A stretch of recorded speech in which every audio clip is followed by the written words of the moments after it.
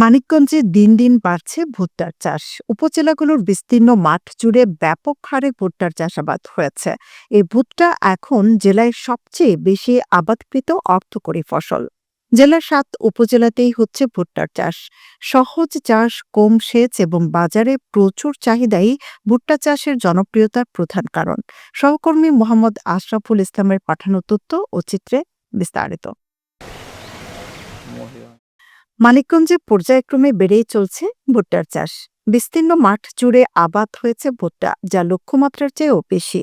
চলতি মৌসুমে অনুকূল আবহাওয়া থাকায় ভুট্টার বাম্পার ফলনের আশা করছেন কৃষকরা, কিন্তু এবছর উৎপাদন খরচ বেশি হওয়ায় কিছুটা সংশয়ে কৃষক। তবে বাজারে ভালো দাম থাকলেও লাভবান হওয়ার স্বপ্ন দেখছেন তারা।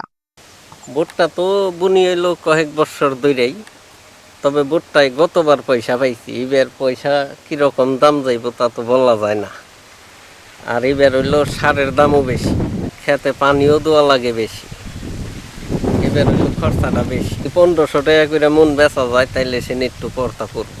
ভুট্টা বুনি এই অল্প দিনই আমরা পাই এবং দামটা আমরা ভালো পাই।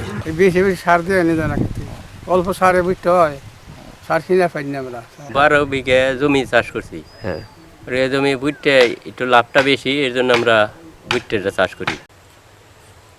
কৃষি সম্প্রসারণ অধিদপ্তর সূত্রেও জানিয়েছে, জেলায় এবছর ১.৫ লক্ষ মেট্রিক টন উৎপাদন লক্ষ্যমাত্রা নিয়ে প্রায় ১৬,০০০ হেক্টর জমিতে ভুট্টার আবাদ হয়েছে। যে লক্ষ্যমাত্রা ইতিমধ্যে অর্জিত হয়েও চাষাবাদ অব্যাহত রয়েছে।